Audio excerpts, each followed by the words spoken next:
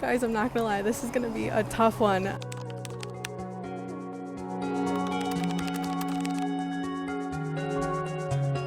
Today I'm flying from Chicago to Singapore with a layover in Taipei for my longest trip yet, 7 weeks in Southeast Asia. I'll be returning to 4 of my top countries in the region, exploring new destinations and old favorites. First up is a quick 48 hours in Singapore to adjust to the jet lag. I love Singapore, but this time I'm challenging myself to see how budget-friendly the country can be. I want to see if it's possible to visit the country for just $75 per day. So let's get this challenge started.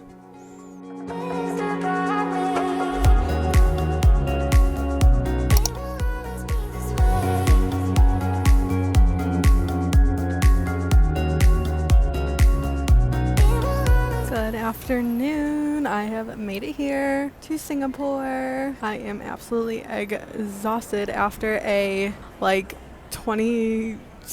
almost 30 hours of travel, but I made it. So as you heard, I am trying to do these 48 hours here on $150. I just checked into my hostel and it is guys, I'm not gonna lie, this is gonna be a tough one. I already have spent $110 on 2 nights at a hostel alone, and I did not pick the most expensive hostel. I don't think I picked the cheapest one either, but I am down to $40, but that is okay because I am gonna eat some budget-friendly food and I know some free things to do here in Singapore, so it shouldn't be too bad. I am staying here in Chinatown. I am actually staying right across the street from my favorite temple in Asia. Who knew I would ever have one of those?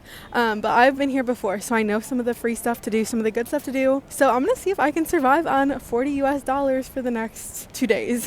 Wish me luck. I'm absolutely exhausted, but I'm gonna stop here in the Maxwell Food Center first for some quick lunch, hopefully some cheap lunch, and then I'm gonna go rest because I am exhausted. But it is so exciting to be back here. It hasn't quite hit me yet, but it should be a fun 2 days. One more thing, I took the metro from the airport to my hostel here in Chinatown, and that cost me $1.50. So I'm actually down to $38.50. The money's going quick, but we're gonna do this. Let's go get some food.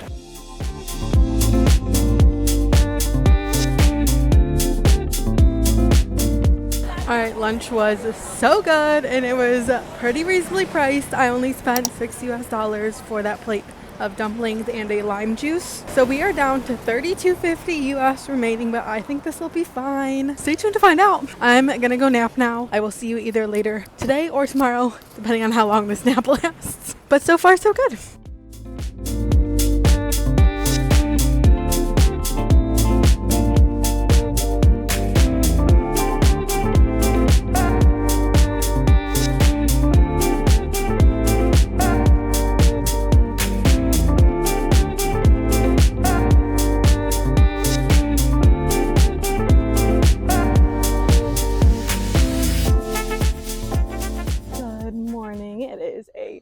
Day here in Singapore, a little humid but beautiful. I couldn't have asked for a better day. I'm here at the Singapore Botanical Gardens since we decided to do this budget, we being me, decided to do some free stuff today, and this is one of my favorite free spots in the city. It is super easy to get here. It is massive. So I took a metro here this morning, which cost me another $1.50. So the budget is down to $31, but that's okay because I have this whole huge park to explore for the day. So this is one of my favorite spots in the city, and there is so much to see here, and it is all free except for one spot. I believe it's called the Orchard Garden which requires a separate ticket, but everything else here is free. So I thought walking around here would be the perfect way to cure my jet lag for the day. The new Taylor Swift just came out, so I'm gonna go for a 42-minute walk and listen to The Life of a Showgirl. Also real quick, there's literally a swan. I don't know why I'm surprised this is called Swan Lake, but it's massive if you can see it. Anyway, what a beautiful way to start my day. I'm gonna get walking.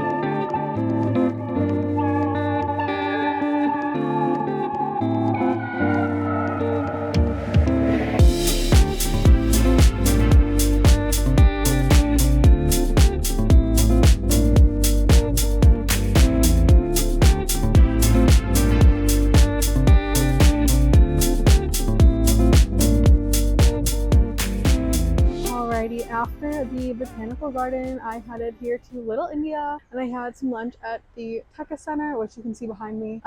It's like another one of the hawker centers here in the Little India neighborhood. So I got a lime juice and a bowl of ebi fried don. I don't quite know what that is, and when I tried to Google it, it didn't load, but it seems to be like a bowl with like a rice base, and then the lady like fried an egg with some onions. There are a few other veggies on top, and then there were like 3 like fried shrimp tempura kind of thing. It was really good. And then I decided to try a sugarcane juice since I see them all over here. It was pretty good. I like my lime juice better, but still good. So for the 2 drinks and then the bowl, it cost me $8.50. So we are down to 21 US dollars left. I have a full 24 hours left, so about half my spending went in the last 24 hours, and then I have another 21 to spend over the next 24 hours. And I don't think it'll be too hard, since I really just have like dinner tonight and then a couple more metros, so fingers crossed we make it. But now I'm gonna head back to Chinatown, and I'm gonna show you around one of my favorite temples, the Buddha Tooth Relic Temple. It's free to go in, so that helps with the budget. Just gotta take the metro over there. And then I'm gonna show you around all the floors, because I think the first floor when I was there last time was like the busiest, but I think there's like some hidden gems when you go up, and the top floor has my favorite part. So let's go.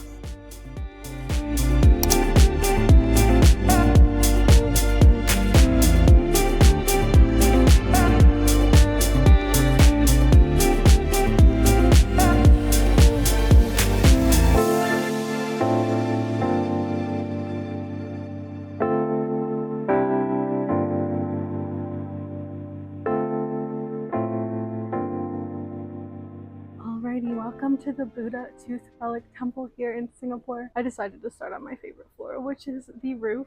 It's a rooftop garden. How pretty. Little like building pagoda thing in the middle. And it has this thing that spins. And if I understand it correctly, you spin around it 3 times, I think 3 times, and make a wish. There's all these beautiful like gardens and fountains. It's just so peaceful up here. Like, it's really quiet. That's why I'm whispering. And then it's lined with all of these little like Buddhas. Take a closer look. I'm pretty sure they're like offerings to the temple, so you could like buy a Buddha, and they're all numbered, so you could like find your number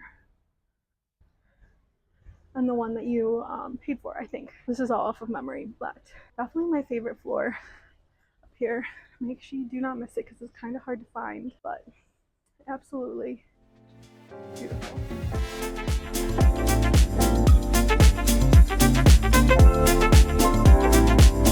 Okay, so the wheel is for prayers, not wishes, but I was close. So every time you go around, it's like 1 prayer. So very cool. All right, now I'm heading down to the 4th floor from the roof. This is where the Buddha Tooth Relic is, which is like where the temple gets its name. It is the 1 floor that I cannot record on, so you'll just have to come see it yourself. And it is also the 1 floor where you need to take off your shoes. I can keep on my shoes the rest of the time. And also one more thing for women, make sure you cover your shoulders and knees. Otherwise, they do provide shawls for you if you do not. I rocked one last time I was here. Men can wear shorts or whatever, but women, make sure you dress appropriately. And then when you get to the 4th floor, take off your shoes.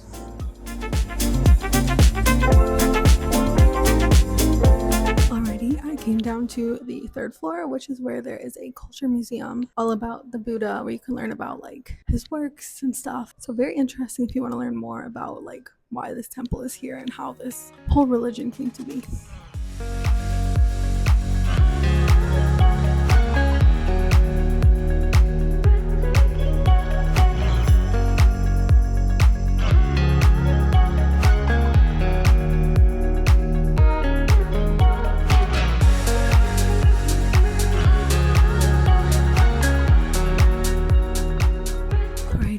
On the 2nd floor, which is a gallery with a bunch of Buddha statues.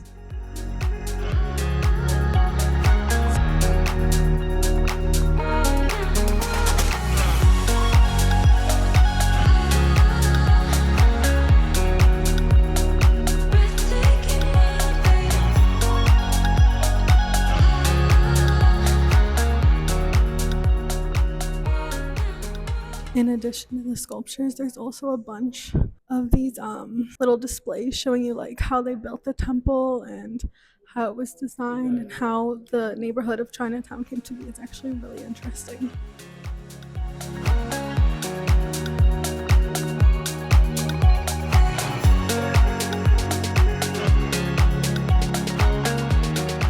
Right now I'm on the mezzanine. You can see it behind me. It is all about, it goes all the way around and it talks about the monks of Singapore and Chinatown. You can actually hear them behind me because you can see down to the lower level and they are doing like a prayer meditation thing right now. So it's pretty loud, but really cool to hear.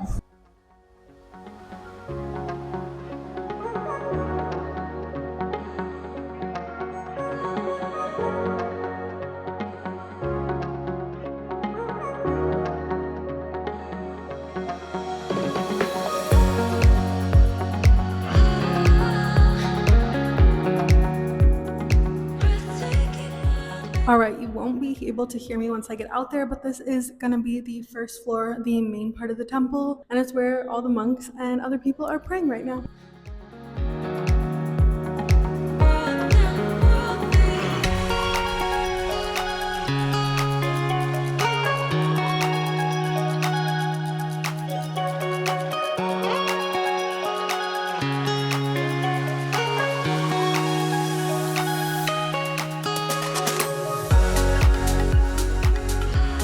I just wrapped up dinner. I just came back to the Maxwell Hawker Center right down the street from my hostel. Very good food again. I ended up getting, well, mostly good food. I ended up getting my lime juice and some shrimp fried rice. And it ended up being like the most bland, boring thing I've ever eaten. Like somehow even more boring than white rice. So I don't know how, but I was like, I can't eat this. So I ended up getting pad thai. So it was a little more expensive than I expected. Honestly, I kind of wanted the pad thai to begin with, but I'm going to Thailand in a week. And I was like, oh, I'll just wait to get pad thai there. Well, I should have just got it in the first place.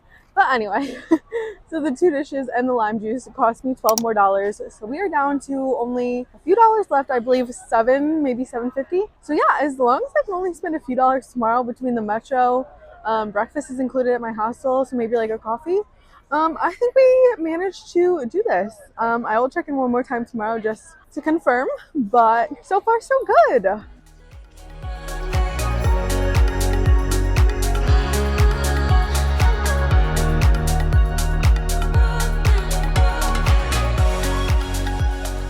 Good morning. It is my final morning here in Singapore, and I think that after dinner last night, we proved that you can, in fact, do this city and this country on a budget of $75 a day if you are willing to stay in a hostel and eat at the hawker centers and do free activities. So since I have about $7 left in my little budget and I only need a few of those to go back to the airport, I decided to get myself a little treat. If you watch my Japan videos, you know that I was absolutely obsessed with this certain type of vending machine. But first, I want to show or tell you about some of the other free activities you could do in the city. Since I didn't do that much, I was like getting over my jet lag. I just want to mention a few other things that you could do to fill your days. You can go to, there's light shows at Merlion Park and the Gardens by the Bay. I believe those happen every night, a couple times a night. You can also just go wander around like Marina Bay Sands, Gardens by the Bay.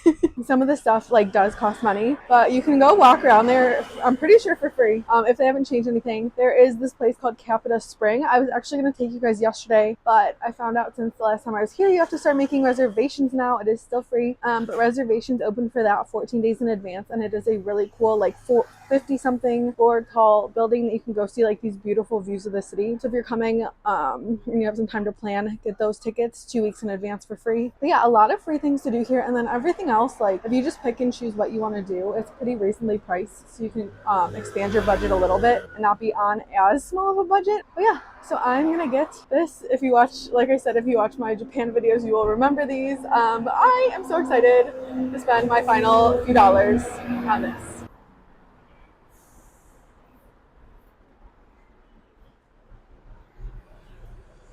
Fresh orange juice. I love it.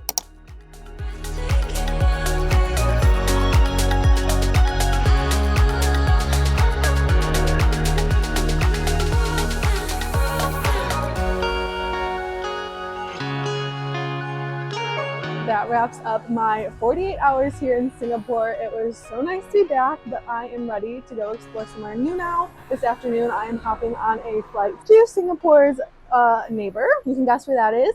If you don't know, come back and watch next week's video. I am exploring 2 fun cities in that country, one next week and the one the week after. So cheers to that. If you like this video, please like, comment, and subscribe, and I will see you next week. Bye. just as good as I remember, if not better.